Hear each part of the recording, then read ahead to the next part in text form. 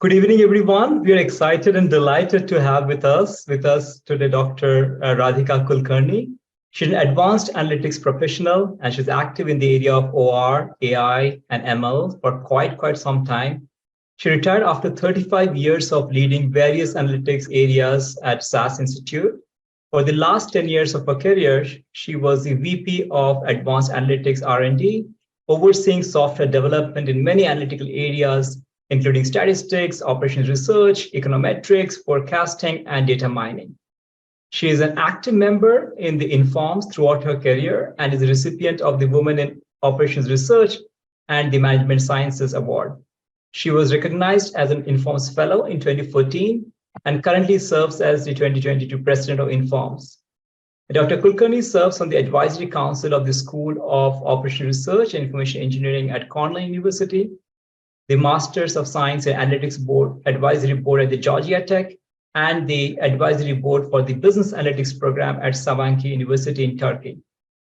She has a Bachelor's in Mathematics from Presidency College Madras, a Master's in Mathematics from the Indian Institute of Technology, New Delhi, and a Master's and PhD in OR from Cornell.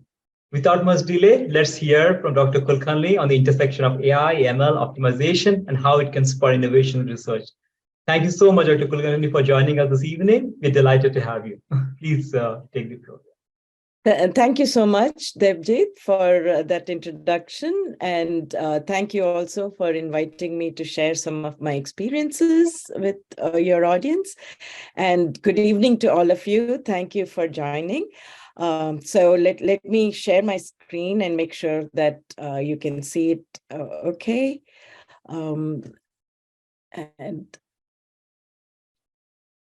Yeah, are you able to see my screen?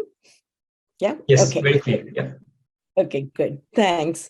So today I'd like to share some of my experiences through my analytics career, and hopefully that will give you some insight into what I'm so passionate about. So the main topics that I'll cover today are I'll talk about some of the critical business problems which are driving a lot of the innovation these days, and what are some of the opportunities as well as challenges for innovation.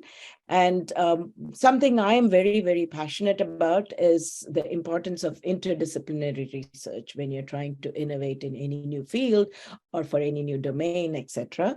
And I'll give you some examples of what we were able to do during my career at SAS and what I've been promoting since then as well. And I'll finish up with a few points about the barriers to implementation and success in any analytics project. So I'll start first with, just a few words about the complex world of big data. And all of us are very familiar with the notion of big data. The point I want to make with this particular slide is data comes to us in many different forms. Sometimes you get, the most common form that we've all been used to through the centuries is, of course, numbers. But then there's text data, there is sensor data, there is audio data, visual data, all kinds of, and image data, and so on. So data is coming at us in all different forms. And the question is, what kind of insight can we get from that data, and how does it help us succeed in our businesses? So, and the forms of data that I mentioned, when you're trying to analyze them, you look at it in different ways. So when you're talking about who will respond to a particular campaign, let's say, you want to look at all the people that you're trying to market to, and that would be considered as demographic data, where you have a row per person and there are different demographic details. And then based on that, you decide who should I market to, or who do I campaign with, or what kind of clothes, fashion do I sell to different people, etc. When you're looking at future demand, you're looking at time series data, looking at the past history, and then trying to forecast demand. So you have a timestamp data, longitudinal data. And when you're looking at how things have changed over time, you're probably looking at the demographic data and how it changes with time.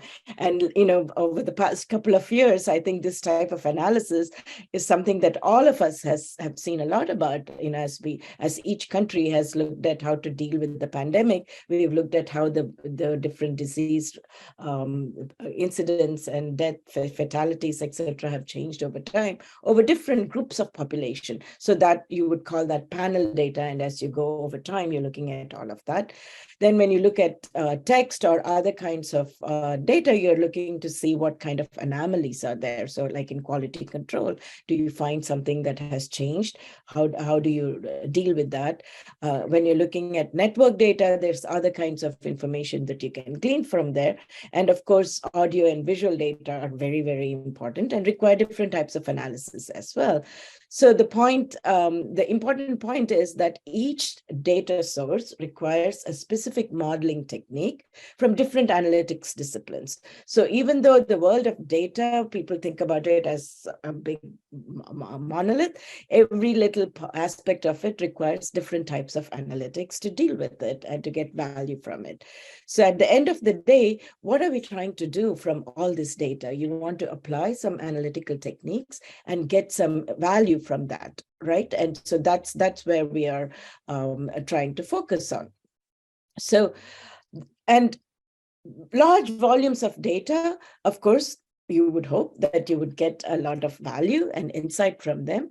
But in addition to just looking at single data sources or a particular type of data for a particular problem that you're trying to solve, we found that augmenting the data source that you might traditionally look at for a particular problem with some auxiliary data actually can add insight. And that's where combining all these different sources of data and trying to get additional insight for the analysis that you're trying to perform adds value.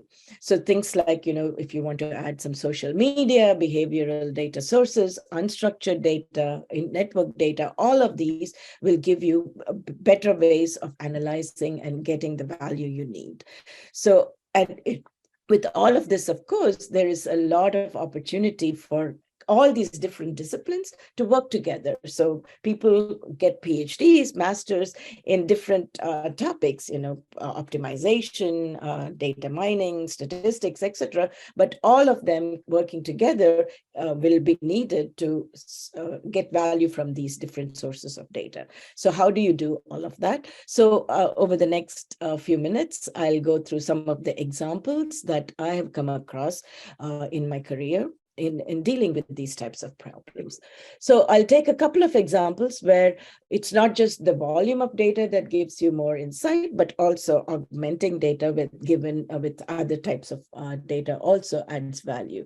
So the deep learning algorithms, we know people use it quite a bit in cancer diagnosis. So especially when you're dealing with carcinomas of skin, melanomas of the skin, you find that dermatologists, the more experienced dermatologists, of course, have a better chance of detecting malignant cancers. And that's because they have a lot of experience, because they've seen lots and lots of examples of people who have skin cancer.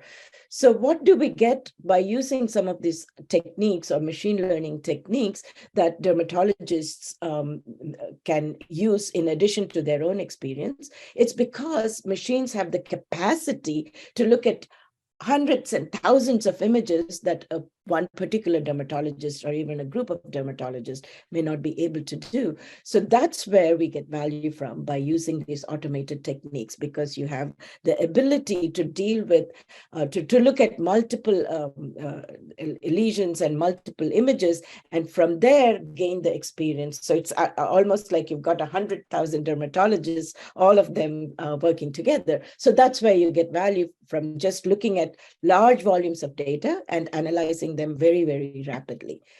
The other example, which is in breast cancer diagnosis, there's a drug called tamoxifen, which they found that by using tamoxifen, about 80% of patients used to respond very well to that drug. And that, of course, is a very good value for the drug, right? Because, these days we see that breast cancer is actually almost a treatable cancer, especially if caught early, because of some of these techniques. With regard to tamoxifen in particular, what was found is when they looked at the genetic makeup of all the patients who were being given this drug, they found that patients who had a particular genetic marker actually responded 100% positively to the drug. And they found that in the population in general, 80% of the population tends to have that marker. So now you've gone from saying 80% of the general population responds well to 100% of people who have this particular marker respond perfectly. So now, if you knew their genetic makeup, you know whether this drug will work or not, right? And that's a huge insight. So augmenting with genetic data is something that is very commonly used in many types of cancer. And I think all of that comes from what I mentioned before, that if you have additional data sources that you can combine with your analysis, you get a potential for much better diagnosis and much better treatment. Another example that is very commonly used in many applications is when you're trying to exploit network information. So remember, I talked about campaigns where you want to look at demographic data for the different people in the population. But now, if you're trying to market a new phone or a new type of machine, appliance, or something like that, you can figure out the demographic detail and say, okay, based on so-and-so's gender and their earning potential, etc., they are more likely to buy this.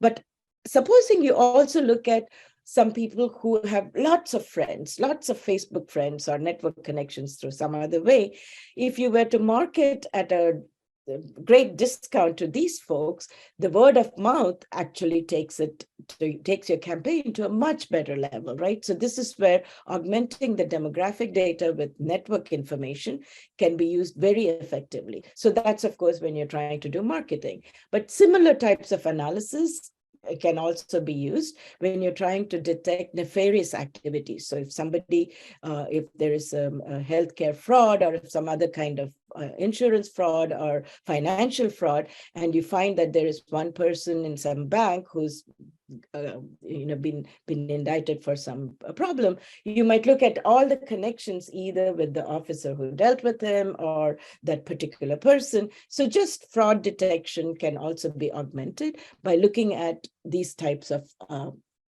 network information, terrorist detection, as well as how do you find the different cells for terrorism, etc.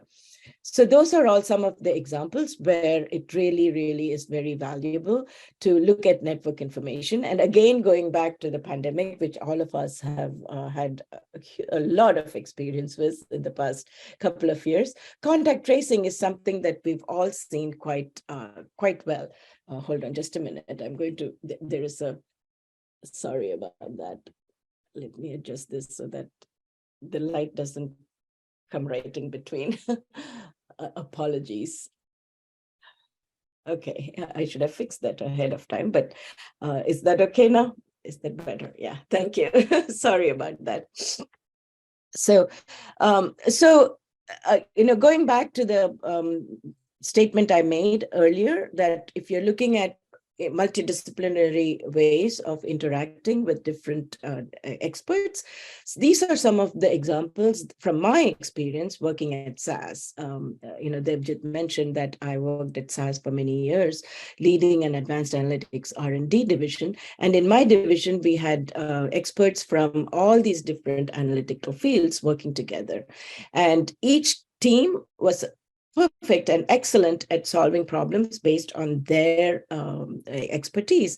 But now when we put everybody together and looked at, okay, what are the ways in which optimization can help in some of the statistical problems or in some of the data mining, machine learning, or forecasting problems, these are all some good examples that we came across. So for support vector machines, we found that it leads to a large quadratic optimization problem. So we were able to solve much larger problems algorithms by using some of the techniques that we had invented in some of the quadratic optimization solvers that we built. Similarly, quantile regression, which statisticians are taught quantile regression for many, many years, but they were never able to use it because of lack of data at the edges, right? If you're trying to look at the 10th percentile, 90th percentile, etc., it's hard to get enough data. But with large data sources, it is possible to do this. But again, it's a huge problem. So large linear optimization solvers can help with quantile regression. Similarly, stochastic gradient descent methods in deep learning, reinforcement learning is nothing but partially observable Markov decision processes. And in the area of credit scoring, we found that when you're trying to bin the population into different buckets, and so that you can decide who to offer, who has a good credit rating, etc., we could use some of the mixed integer nonlinear programming techniques to do optimal binning. And similarly, for propensity score matching as well, using graph algorithms helped us do some of the scores, match the population, and do statistical analysis for post facto. So, unlike when you're doing a controlled clinical trial, you have a lot of data available in the healthcare field for drugs that might have been administered in the past. But now, if you want to go back to that and decide if one drug is better than another, you need matching populations, right? Matching groups that you can compare treatment to. So that's where this matching algorithms that are very common in graph theory become very useful in some statistical analysis as well. So these are all great examples that I was very proud of, because we were able to work with all these teams to do some of this. So here, for a particular product, we were augmenting with expertise from different analytical areas. But when you're trying to solve a business problem, there may be multiple different problems that you need to tackle in order to solve the overall business problem. So when you're in retail optimization, for instance, you need to forecast the demand. You need to be able to do some statistical modeling. You need to be able to do some machine learning algorithms to see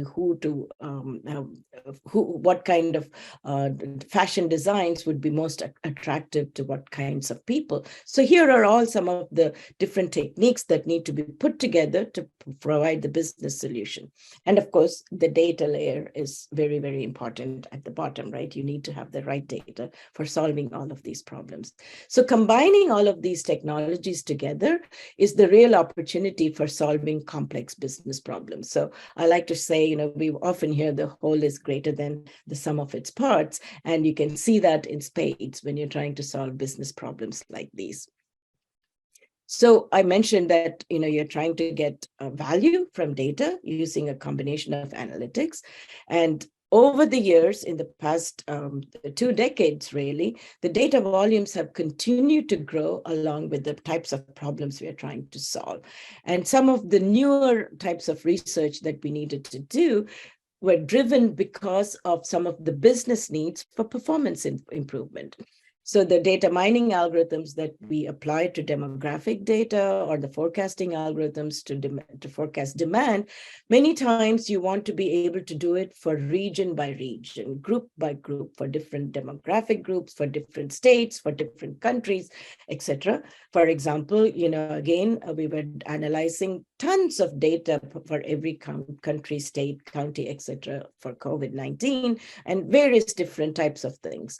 So when you're trying to do micro-segmentation, that's what we call that, for customized offers or treatments, then again, the performance need increases dramatically. You need the algorithms to perform really, really fast, because you don't have the time to wait for each algorithm to be done for a particular group.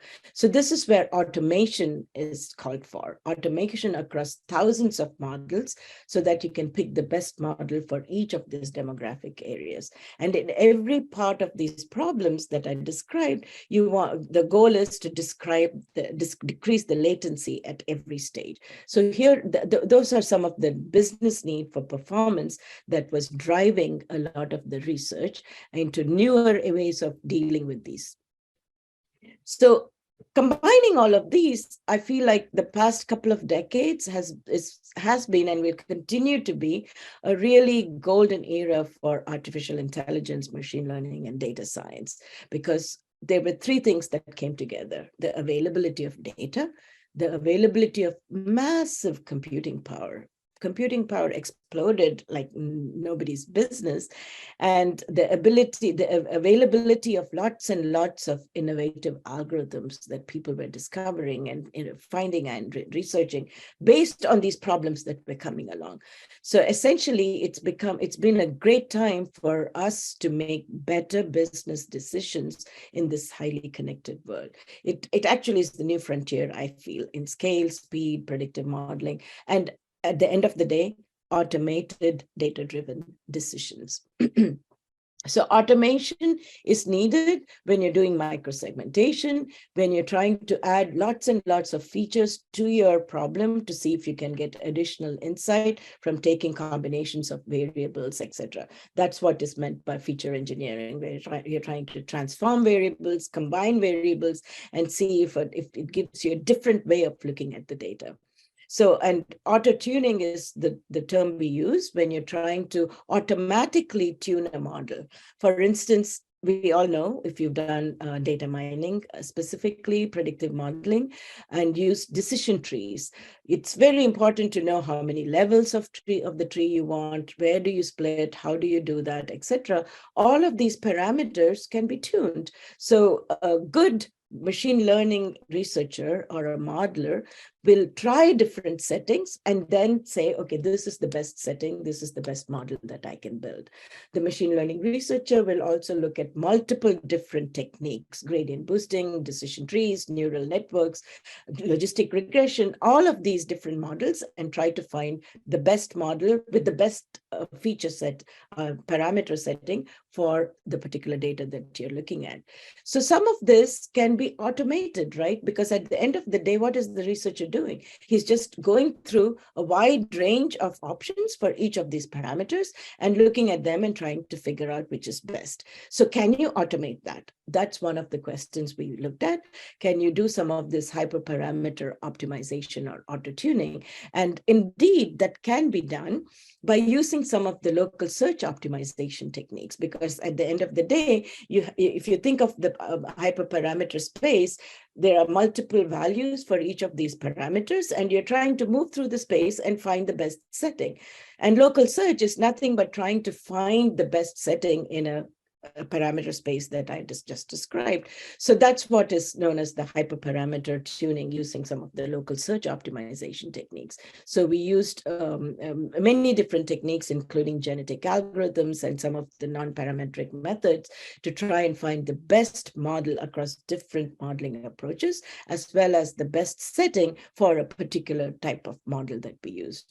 So these were some of the applications for local search optimization. So these are all some of the examples where different analytical areas benefited from using several optimization techniques that my team was building.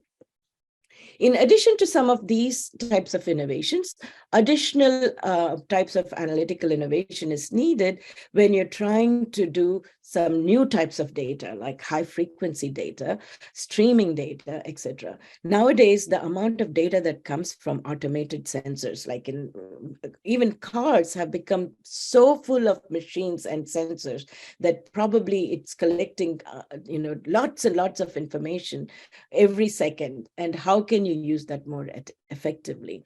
So I would call that high frequency data. So streaming data is as data comes past you and you're trying to make quick decisions based on the data that's coming by. How do you do some analysis that's very quick and effective? So we need new algorithms for doing some of these techniques. So, and in all of these, you're exploiting the computing power. So I'll talk about a few of the areas where we needed to invent some new algorithms. So here is an example of a surveillance video. And this is something that is used probably in lots of areas where they have cameras, and there are people monitoring the cameras, and the goal is to see if there is some nefarious activity. So we've all heard the announcements when we go through airports or any transportation station, right? So where you see that, oh, if you see a suspicious package somewhere, please alert the authorities, because they're afraid that there might be some kind of a bomb threat. So what are people looking at? They're looking at people moving monitor through the monitors. And if some package suddenly appears, then they know that, oh, and nobody's standing next to it or near that, they know that, oh, maybe there is something suspicious. So here you can see the video, the original video, where there is a background, which is all the stationary objects, and then the foreground, which is the people moving. So what you're trying to do with this image analysis is invent some algorithms that can separate the foreground from the background, and quickly, automatically, it can detect when something changes in the background. So the fixed desk and a chair and people monitors that have been fixed there forever. Now, if you suddenly notice something else has shown up and is in the background, you know that there is a cause for concern. So this is in order to detect this type of difference between the foreground and the background, you need to separate the images into different layers. And we needed to do invent some new techniques. We called it robust principal component analysis to do some of this. The same technique is also very valuable in something that the team was working on to monitor beehive health. It's well known that bees are very important for agriculture and for the health of agriculture because of the pollination. So you can see these different beehives that are, situated near a farm or wherever, and you want the beehives to be healthy. So, which means that you want it to be populated with lots of bees, with the queen bee there, etc. And so again, some of the streaming data that could be collected from all of these hives was the weight of the hive, the temperature inside and outside, humidity. All of these contribute to the health of the hive. So what we are trying to see is if there is some anomalies that can be detected in this data. So again, the new algorithm that was created was to separate the audio from the standard noise, ambient noise, from changes in what you can hear in the beehive.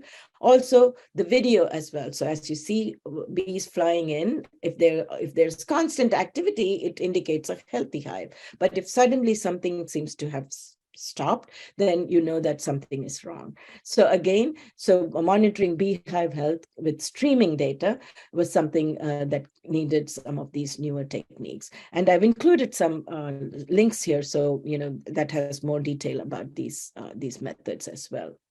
Manufacturing quality control is something that we've heard of, we've seen, and we've got wonderful examples of quality control in all the different manufacturing areas, manufacturing industries. So again, there's lots and lots of data that's now collected for everything that goes through the conveyor belt or through the manufacturing process, and images are captured on the data. So here in this particular example, you're manufacturing chips, computer chips, and the defects are detected automatically in the wafers as they move through the system. So again, it's very important to detect the defect as soon as possible, because if something has gone awry and lots of chips are coming out that are defective, it's a huge loss, right? And probably runs into tons of money. So the earliest detection is very, very important. So again, monitoring the data as it streams through and detecting defects is something that, again, takes advantage of some of these techniques for machine learning to detect that. In transportation, so this is a very interesting example of what I call edge analytics, where sensors are placed in the locomotives that are driving across the landscape. And sometimes the trains carry hazardous materials. So if there is some accident or something happens along the way and there is a spill, it could cause huge damage to the crops, to people, etc. So it's very important to be able to stop the train as soon as some problem is detected. So what's done here is some sensors are placed in the train, which has some way of detecting if a problem has occurred. So again, here some analytics is being done right on the train to stop it if there is a problem. So some of the examples I've described give a view of the entire analytics ecosystem, where you're integrating data from multiple sources and developing predictive models. You call that analytics at rest, because you've got data, you're analyzing it and creating some trained models that you can then apply to future data. You're also looking at some of the fraudulent transactions or chip manufacturing, where you're looking at in-motion analytics and trying to detect fraudulent transactions and be alerted in real time.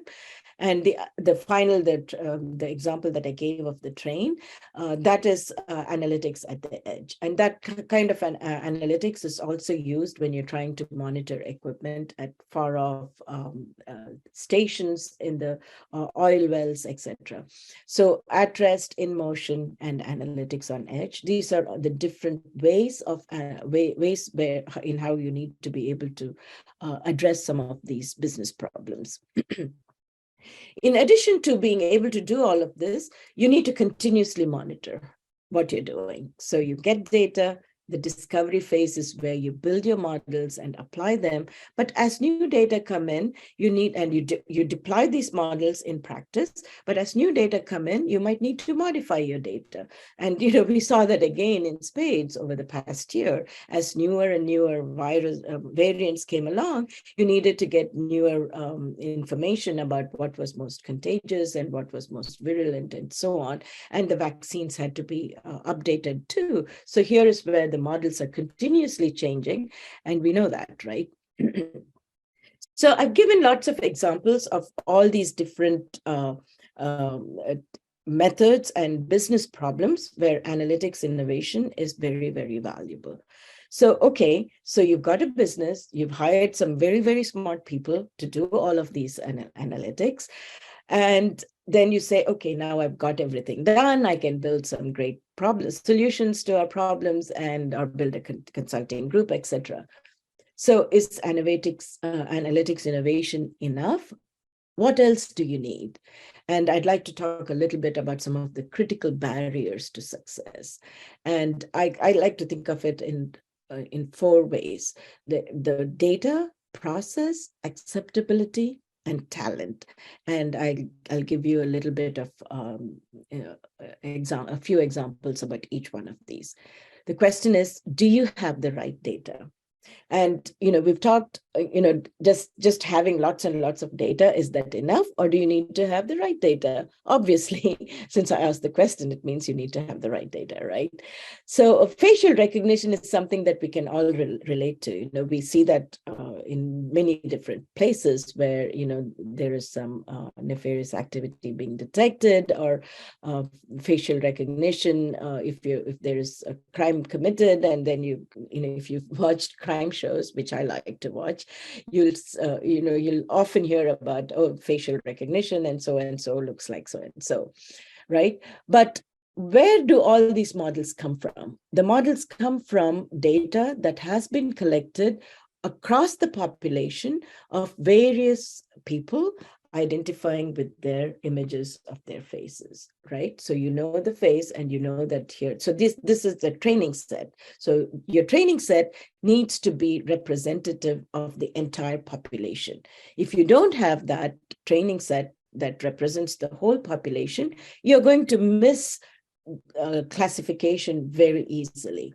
So this is an interesting TED talk that I've put there, which is by a wonderful researcher called Joy Buolamwini from She was at MIT, and she has a wonderful TED Talk where she talks about how she's fighting bias in algorithms, because the training data that was used in some of these well-known platforms actually missed people of her background. She's from, she's African American. Actually, she is from Africa. And so people, they didn't have the right training data. So it's a great talk, and you can see how important it is to make sure that your training data covers the entire gamut of the population that you're studying. And most importantly, what you're going to apply the models to, right? Where are you going to apply the models that have been trained? Do you have the right process? So here I'll talk about a marketing optimization problem that my team worked on. And, I've talked about campaigns where you're trying to make offers. So credit card offers is something that all of us know about, our bank loan offers, or house mortgage offers.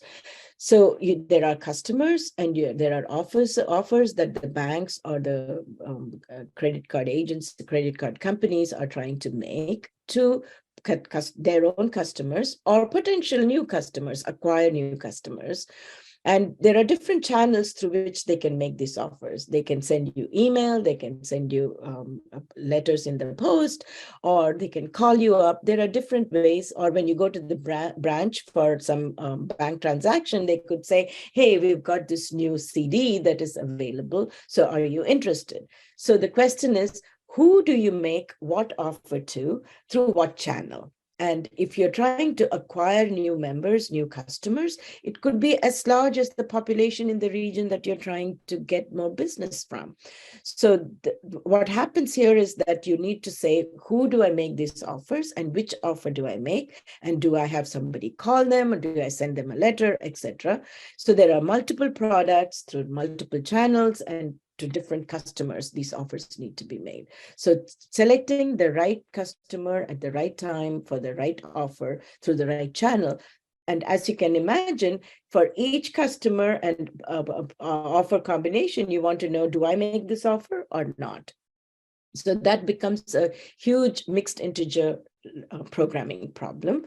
And it's a very, very complex problem because it runs into millions and millions of integer variables if you try to solve it in exact form. So and this we call the marketing optimization problem, or offer optimization in general. It's a huge MIP and required lots of innovative heuristics to implement. And we got some excellent results, really, really great performance improvement over what people normally do. And we said, hey, okay, we can implement this, we can sell this, etc. But we found that there were some huge challenges, because if you think about the campaigns, that each campaign manager has a certain group of customers that they're given and say, okay, you can make offers to this. And each campaign manager can manage their campaign the best way he or she chooses. And so they know that they have a budget, they can do that. But now when you're trying to do this problem across the bank, across the credit card organization, then the best way to get a good result is to pool all of these possibilities together and solve a global optimization problem. But now it could so happen that a particular month you might decide that this region, they're busy with something else, so probably it's not a good idea to make any offers because they're too occupied with some other thing, right? So we don't want to make those offers. So now that campaign manager has got 0 offers during that month.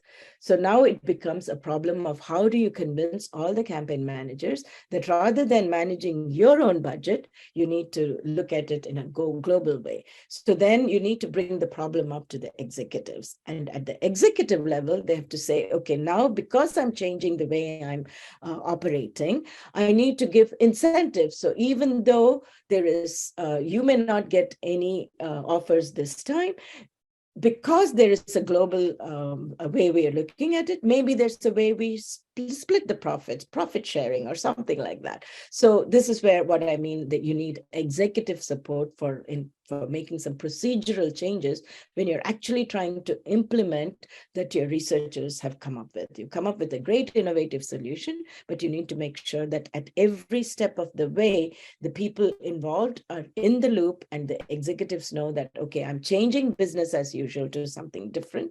So now I need to provide different types of incentives. So you need to change the process. Do you have acceptable results?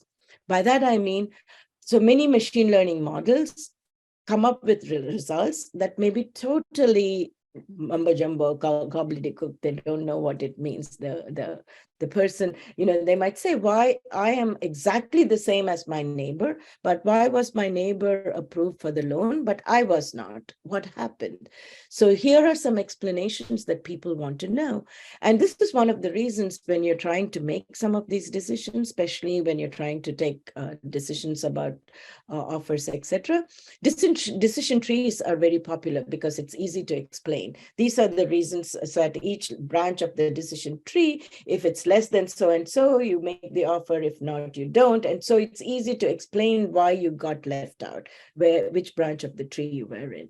But a gradient boosting method or a neural network is black box, and it's very hard to explain. So you need to be able to interpret the decisions that the model is recommending. So the data scientist or modeler needs to know how to interpret it so that he could improve the model and communicate the results better.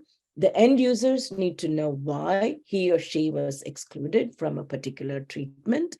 And policymakers need to keep that in mind so that they make fair policies that are transparent and acceptable to the entire population, so that they don't make decisions or make policies that are biased or unfair to certain populations. So this is where ethics comes into play. And these days, you hear a lot about ethics in the applications of AI. Does the solution deliver fair and equitable outcomes? Does the solution introduce, or does it exacerbate bias? And how does it leave the people being affected? And what is its impact on existing roles? So I've again included a white paper, which talks quite well about some of these aspects. And this aspect of applying artificial intelligence and machine learning models is gaining a lot of weight in policies, in governments, in many countries. So the European Union actually has created lots of ethics guidelines for trustworthy AI. So the common term used for this is trustworthy AI. Can the artificial intelligence model be trusted? So there are three broad principles: that it should be lawful, it should be ethical, and it should be robust, both from a technical perspective and taking into account all the social environment.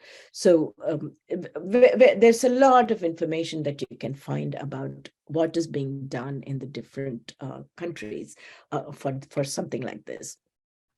And again, something, talking about artificial intelligence, the question always comes, where do humans come into play? Where do humans fit into the picture?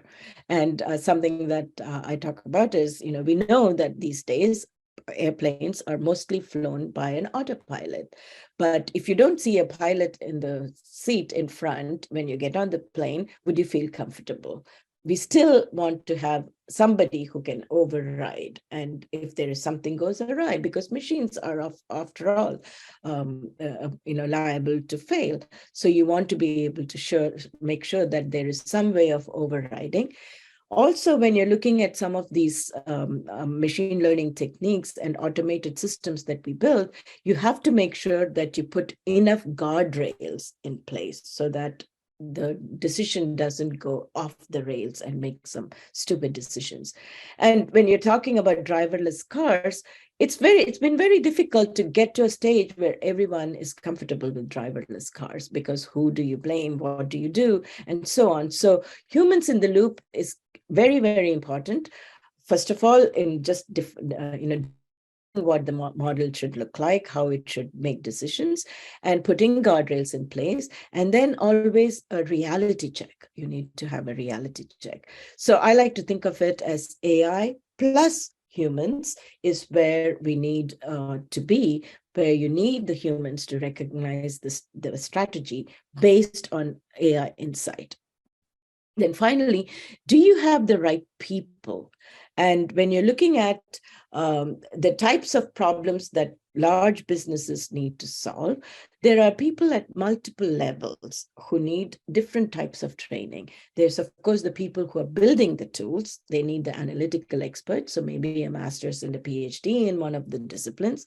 There are people who need to be able to build analytical, to use the models that are created. So they may not need to know how to build a very complicated machine learning algorithm, but they need to know how to exploit an algorithm that has been built and make the right decisions. So even the analytical expertise can be at different levels. So you need different types of training. How do you train them? And these days, there are lots of programs in data science and business analytics where you're not actually training the students to learn how to build algorithms, but you're actually teaching them how to make sense of the data, what types of tools are needed. Business leaders who are making investment decisions and hiring decisions need to know, okay, for these types of problems in retail, for instance, I need to hire people who are good at forecasting, who are good at data mining, who are good at making the right tools for building all of these. And the executives need to have the ability to understand what all of these means. So in addition to all of these, you need people who make this possible. I call them analytics enablers. So you need the database engineers and IT to be able to address the storage that is needed for all the data that gets stored for all of these analysis. And of course, you need the faculty and educators to understand the potential areas of research and where it goes. So, Debjit mentioned that I'm associated with Informs quite heavily. And the particular link I've included in this talk is actually an excellent white paper, which talks about how you can build successful OR and analytics teams. And it talks about analytics experts, analytics consumers, analytics enablers, and analytics leaders. Analytics champions is the word they use. So you need to be able to train people at all these different levels. Then I'd like to leave you all with this one particular TED Talk again by Jack Levis, who's a good friend of mine and a very, very active Informs leader. And he's retired now. And this is actually information that is from a few years ago, but it's still very valid. He was a senior leader, and he's retired now with UPS. And he was responsible for this huge project, which is called Orion. And, basically this is UPS, the package delivery system like DHL, etc. And so huge volumes of data. And they built a wonderful project that was implemented using different aspects of analytics. But everything that they looked at is, it's a great case study to see how somebody can take some complicated business problem and build out the solution or implement a solution that works. So how they worked with their line workers, their end workers, to actually implement these and put them in place and make sure that they were okay with the results and directions that this automated system was telling them. So it's a great TED Talk. So please watch that. So finally, what am I doing now? I am associated with Informs, and something that I had learned throughout my career, the importance of multidisciplinary collaboration is something that I'm taking forward and trying to make a difference to the OR society in general. And I've been very involved with some of these workshops and AI strategy for Informs. and we had a couple of workshops last year and this year, and we'll have one next year as well. And it was jointly done between INFORMS, the CCC, which is the Computing Communities Consortium, and ACM's Special Interest Group in AI. So here we are trying to bring together communities from operations research and computer science to make sure that they understand the value that each group brings to the other, and what kind of better things can be built together. So I'm continuing some of that same type of passion. So to summarize, if you want to succeed with analytics, you need to be able to work with new sources and new types of data, be able to exploit new infrastructure, build new algorithms, and most importantly, hire, educate, and enable and train your workforce. So with that, I come to the end of my talk, and I'll stop sharing now so I can see folks a bit better. And yeah. No, thank you. Thank you, Dr. Kulkarni. I think the crowd here is quite diverse from a variety of backgrounds, but you had takeaways for each one of us. I think Thank you. I think you drove the point clearly, especially for researchers out here, how important it is to combine different sources of data. I think that came out very well. And also from the practitioner's viewpoint, how important it is to not only look at algorithms, but also look at the ethics piece of it, and how can you make it a more equitable decision is what you call them. And they're very, very interesting, in fact. So I think at this point, I would ask our audience if they have any questions for Dr. Kulkarni, and she'll be, I'm sure, happy to answer them. Yeah, I also want to mention I included my email ID. So if you have any, feel free to reach out to me, and I'm on LinkedIn as well, but I'm here to answer questions. Yeah. But I think we need just an icebreaker probably here. So if you can tell, there are some doctoral students, some also practitioners over here. If you talk about in research, you need a lot of rigor in analytics, right? Whereas in case of practice, you often, so I was a part of G analytics as well, and I know we used to forego some of the assumptions. We not worry so much about the rigor part of it. How do you see these both getting together? Because one place we just need a solution, a good heuristic. And in the case of academia, you yourself know how important the rigor part is, right? So how do you really balance these two extremes? So very, very good question. And I think that's one of the dangers that freshly minted PhD students fall into, because they always want the purest solution, the most complicated and the most innovative one. So it's good for the person or the new researcher to have that knowledge as what is possible, but always have a reality check, because the most complicated algorithm may be very hard to implement and very hard to explain. So knowing so like even the marketing optimization example that I told you about, the persons who built it ended up using heuristics at the end of the day, because that was quicker and we could actually solve the problem in a reasonable amount of time. But the people who were building it were the best optimizers. They knew how to build the most complicated. So one of the pitfalls they might have is they want to close the optimality gap and they chase that, but that incremental gain that you get from doing more and more tuning of the models, more and more optimization, does not help at the end of the day. So, and sometimes it's so that's why it's very important for you to actually sit with the users, to sit and understand all the use cases, to see if something simple might be what you need. And it's always good to go incremental steps. So if somebody is doing something, if the company that you're consulting at is doing something, know how it operates for business as usual. Then rather than trying to go to the most optimal and most complicated solution, start with little steps, right? So what I'm trying to say is that having the knowledge how to build a complicated algorithm is very valuable, but you need to have a reality check. as to where you're going with it. It So, makes so much sense. Yeah. Indeed, it makes so much sense to look at both the pros and how much value do we get out of the incremental effort that we put. exactly, Absolutely. exactly. And So yeah, so yeah, one of the leaders in my division, he would say, ask the question, so what? yeah, What yeah. is it that you're improving with this? So, sorry, you were going to say No, something. no, I think a similar lineup of question, if then I don't hear from the audiences, today the world is talking a lot about the AI, ML and all, but often it is a black box. And there's another parallel stream, which is all about, which you also kind of echo, is the explainable AI, right? So how do you look into this, again, the trade-off between explainable versus the black box kind of solutions?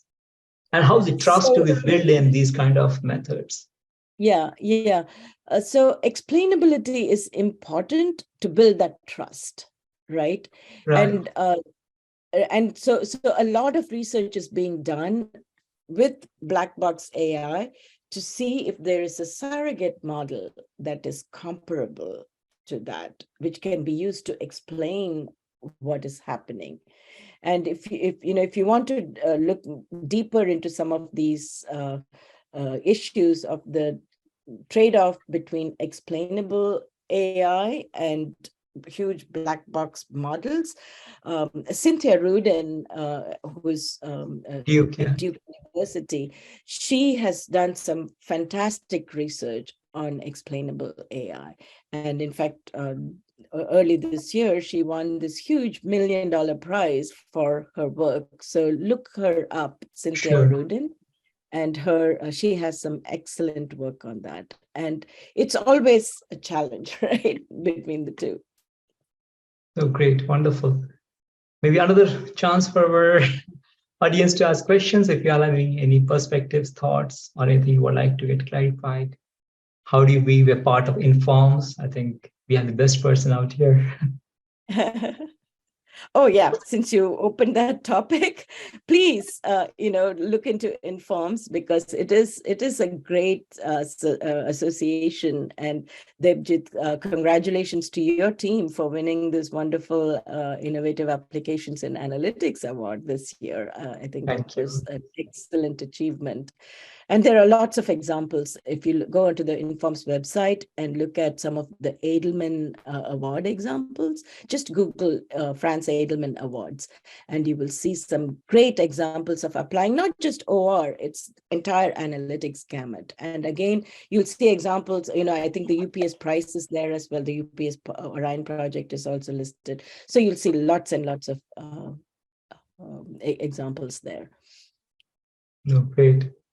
All right, I think we are coming to a close as well. And if there are no other questions, I think we would like to thank Dr. Kulkarni. Yeah, is there a question? Beg your Please go pardon. ahead. Thank Go you. ahead.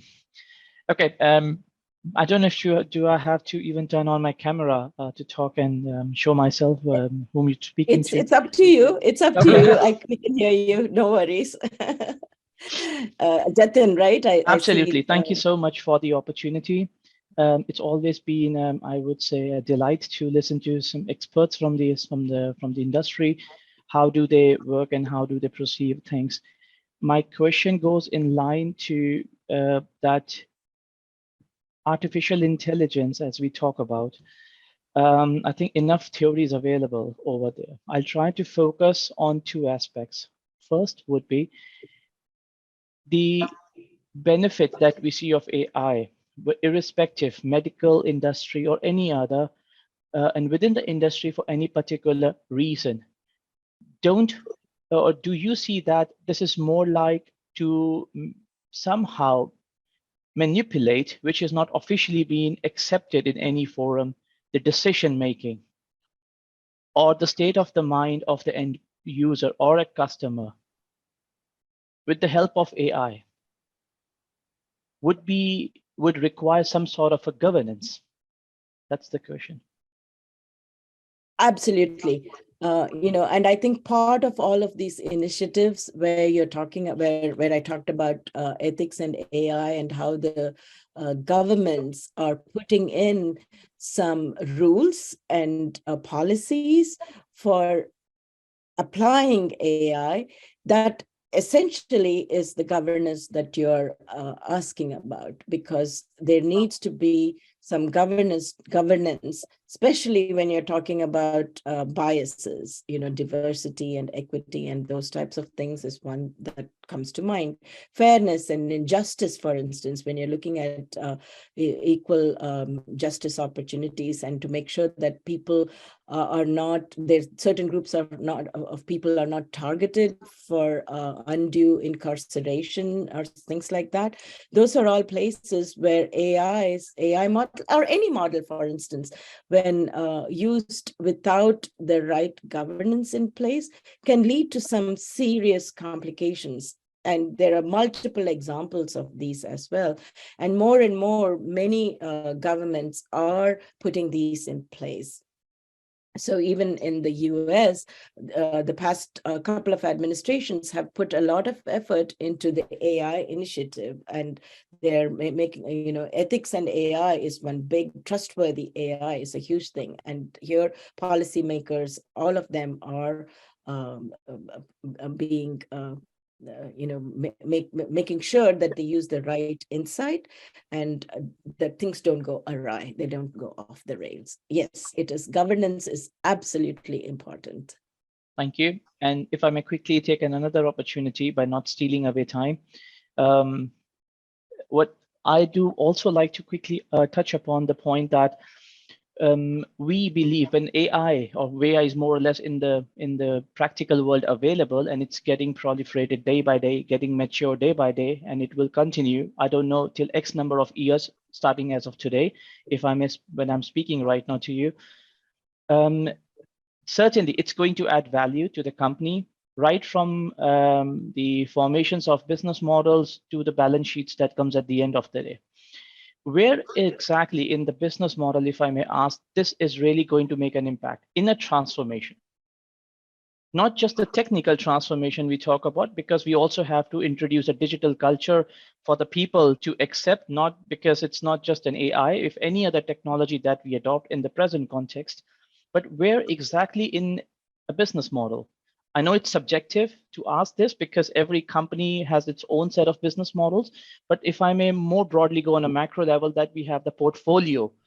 At the portfolio level, we have a statical level, portfolio level, program level, team level, and others. If I break down in this structure, where do you see from your experience AI is the most crucial as a role play? So I guess it can be at multiple levels. At the end of the day, I think there needs to be a good understanding of where can AI make a difference and where it's not needed, where it's just hype, right? So, and it does to some extent start from the top. The executives need to understand that they're not using it just because that's the cool thing to do, or now I can say, hey, my company uses AI. What are you using it for? Ask that question. What problem are you trying to solve? And what are the different ways in which you can solve it? Mm-hmm. Can it be solved with just a spreadsheet? So, we talk about all these very fancy algorithms, all these complicated techniques, but sometimes it might just be a matter of visually looking at some graphs and making some insights.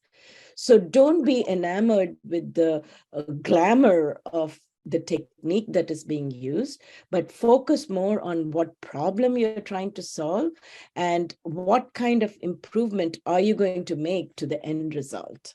So I understand that usually, for example, the technologies like, if I may allow to speak, SAP or Microsoft, if we don't even implement, and I work on my company with the traditional barn system or something, and I get my financial figures out, maybe a little late, not like in 2 seconds I click, but I can get data in 20 seconds, but at the end, the purpose is solved for me. AI is the same way that even if I don't implement, I can still continue with my business? Or is it something like really an essential in the going forward context that the companies need it, else it's not possible that they can really transform it? It again depends on the types of problems you're trying to solve, because at the end of the day, AI, and most often people associate machine learning and deep learning with AI techniques, right? So it's not like machine learning is, especially if you're talking about neural networks and gradient boosting methods and all of these things, it's not like it's some magic algorithm that cannot be done, with humans just running these algorithms like more and more frequently on different sets of data. This is where what I mentioned about the importance of the scale comes into play. Where it really makes a difference is when we need to make quick decisions very rapidly using large volumes of data, and it's just not humanly possible to employ thousands of researchers or modelers to do it all. So that's where some of these automated. So at the end of the day, I think of AI as the application of advanced analytics algorithms at scale, and using some techniques that are very, very highly performant. Thank you so much. Thank you so much. Thank you all. I think Dr. Kulkarni, it's already 7 p.m. here and also quite late in your place. Thank you so much for giving this time to us and explaining the concepts so beautifully. And we really appreciate your time. And I hope we'll be able to host you in person here sometime soon as well. That would be wonderful. That would be wonderful. For sure. I would love that. So yeah, and thank you so much for inviting me, and thanks to all of you for staying late in the day to listen to me. So I really appreciate your attention, and thank you very much. Thank you all for joining. Thank you so much. See you. Take care. Yeah. Bye-bye. Yeah. Thank you. Have a good night. Have a good night. Thank you.